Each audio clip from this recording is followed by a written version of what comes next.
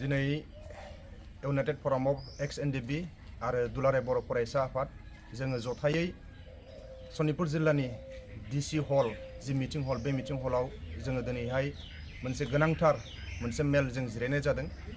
बे मेल जिरायनाय जाहैबाय जोंनि माखासे ओनसोलफोरा जेरैबायदि वाइल्ड लाइफ सेंचुरी गोग्लैना थानाय माखासे नर्मेल गोग्लैना थानाय दा बिनि खोथाखौ लानानै दिनै इउनाइटेड फराम अफ एक्स-NDFB गोबां साननो गोनां जादों आरो गोबां सिन्था खालामदों।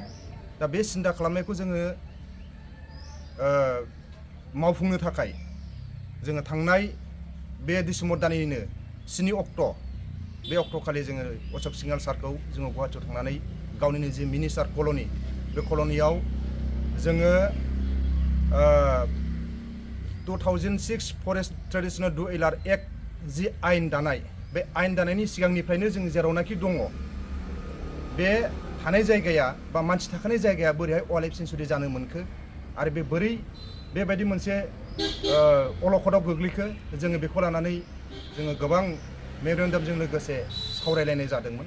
दा बे सावरायलायनायनि फिथाइखौ लानानैनो बा बे सावरायलायनायनि बाथ्राखौ लानानैनो दिनैहाय जोंनि आसामनि जि केबिनेट मिनिस्टार अशक सिंहाल अर्थात जोंनि 71 नं ढेकियाजुलि समस्तिनि MLA मानगोनां अशक सिंहाल सारखौ जोङो गोबां नारसिनदों।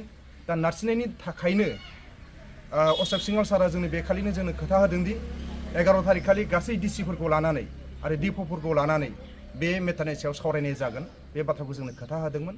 दा खोथा होनाय मथै दिनै अशक सिंहाल सारा जोंनि जि गुबै मेटार जेरावनाखि माने वाइल्ड लाइफ सेंचुरी खावसे आरो नर्मेल खावसे फोसावनायनि बिनि सायाव बिथा खालामनानै दिनैहाय गासै वाइल्ड लाइफ सेंचुरीनि डिप' नर्मेलनि डिप' वेलफेयार अफिसनि चेयारमेन गासैखौबो लानानै दिनै जोङो मोनसे गोनांथार जोङो सावरायदों।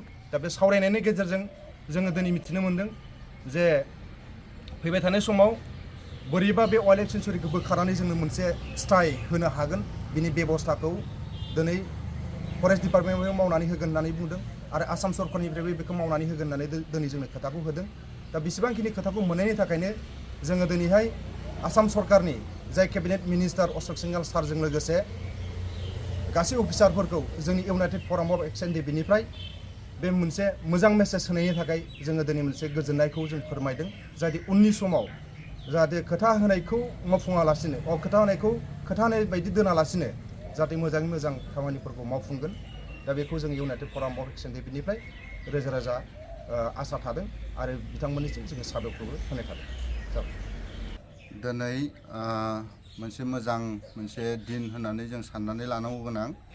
मानो होननानै बुङोब्ला जोंहा इउनाइटेड फराम एक्स-NDFB लोगोसे जिल्लानि लोगोसे सेन्ट्रेल बडिनि गासै दैदेनगिरिफोरनि गोख्रों नारसिननायनि गेजेरजों दिनै सा ओनसोलाव थानाय जिथुनाखि सनितपुर जिल्लानि जि हग्राजुलि बेलस्रि लोगोसे ढेकियाजुलि बेजों लोगोसे मिसामारि लोगोसे राङापारा ओनसोलनि जेसेबां हाग्रा ओनसोलाव रायजो जानानै थानाय बर'फोर बिथांमोननि थाखाय दिनैनि दिना मोनसे मोजां।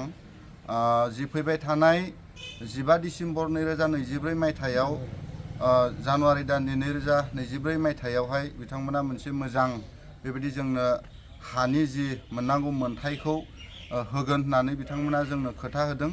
बिनि थाखायनो आं धन्यबाद होयो आसामनि केबिनेट मिनिस्टार जिथुनाखि अशक सिंहाल लोगोसे सनितपुर जिल्लानि जि DC आरो लोगोसे तेजपुरनि जि MLA लोगोसे फरेस्ट डिपार्टमेन्टनि जि DFO वाइल्ड लाइफ आरो नर्मेल बिथांमोनखौबो आङो हामबाय होनदों। लोगोसे बे समाव दुलाराय बर' फरायसा आफादनि सनितपुर जिल्लानि जानानै जायफ्रा बे मेलाव बाहागो लाबाय बिथांमोनखौबो हामबाय होनदों। लोगोसे जोंनि गेजेराव मोजां मोनसे थासारि हाग्रा ओनसोलाव फैगोन बेखौ आसा खालामनानै जोंहा मोनसे मोजां मिजिं फैबाय थानायावहाय जोङो सुजुनो हागोन बेखौनो आसा खालामनाय थाबाय।